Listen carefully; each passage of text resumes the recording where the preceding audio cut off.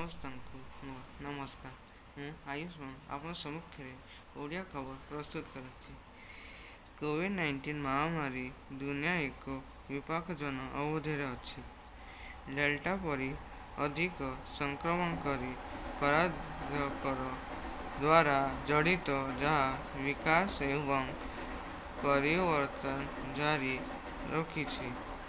ବିଶ୍ୱ ସ୍ୱାସ୍ଥ୍ୟ ସଂଗଠନ (WHO) ମହାନିର୍ଦ୍ଦେଶକ ଚେତାବନୀ ଦେଇଛନ୍ତି, ଗତ 24 ଘଣ୍ଟା ମଧ୍ୟରେ ସଂକ୍ରମଣ ହେତୁ 955 ସହିତ ଭାରତ କରୋନା ଭାଇରସର 43,071 ନୂତନ ମାମଲା କରିଥିଲେ। ରବିବାର କେନ୍ଦ୍ର ସ୍ୱାସ୍ଥ୍ୟ ମନ୍ତ୍ରାଳୟ ଦ୍ୱାରା ଦିଆଯାଇଥିବା ଡାଟା ଅନୁଯାୟୀ ଗତ 24 ଘଣ୍ଟା ମଧ୍ୟରେ ଦେଶରେ ସମୁଦାୟ 52,299 ଡିସ୍ଚାର୍ଜ ହୋଇଛି। ସମୁଦାୟ ପୂରଣ ଦର 2,96,58,078କୁ ନେଇଛି।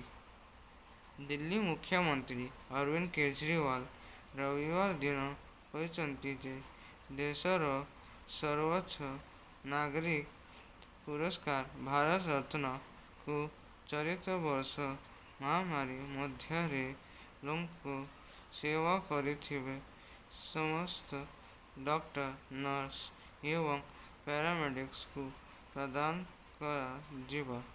କହିଛନ୍ତି, ପ୍ରାଣ ହରାଇଥିବା ଡାକ୍ତରଙ୍କ ପାଇଁ ଏହା ପ୍ରକୃତ ଶ୍ରଦ୍ଧାଞ୍ଜଳି ହେବ ବୋଲି ସେ କହିଛନ୍ତି। ରେଲୱେ 7ଟି ସ୍ୱତନ୍ତ୍ର ଟ୍ରେନ୍ ଘୋଷଣା କରିଛି। କୋଭିଡ ମାମଲା ଯଥେଷ୍ଟ କମ୍ ହୋଇଥିବାରୁ ଭାରତୀୟ ରେଳ ଯାତ୍ରୀଙ୍କ ପାଇଁ କରିଛି ସ୍ୱତନ୍ତ୍ର ଟ୍ରେନ୍ ଘୋଷଣା କରିଛି। ଏହି ଟ୍ରେନ୍‌ଗୁଡ଼ିକ ଜୁଲାଇ 5ରୁ ଚାଲିବା ଆରମ୍ଭ ହେବ। ଏସ୍‌ବିଆଇ ନେତୃତ୍ୱ ନେଇଥିବା କନ୍ସୋଲେସନ୍ ପାଇଁ ଟୋକ ବ୍ୟବସାୟୀ ବିଜୟ ମାଲ୍ୟାଙ୍କୁ ଲୋନ୍ ଦେଇଥିଲେ। 25 ଜୁନ୍ 2021ରେ ଋଣ ଖାତାରେ 5,824.5 କରୋଡ଼ ଟଙ୍କା ରିକଭରି ହୋଇଛି। ଏହା ପୂର୍ବରୁ ମନି ଲଣ୍ଡରିଂ ଆଇନ ଅନୁଯାୟୀ ସଂଲଗ୍ନ ହୋଇଥିବା ୟୁବିସି ସେୟାର ବିକ୍ରି କରି ଅଧ୍ୟୟ କରିଛି। ଆଜି ପାଇଁ ଆପଣ ସମ୍ମୁଖରେ ଓଡ଼ିଆ ସମାଚାର ସମର୍ପଣ କରୁଛି। ଧନ୍ୟବାଦ।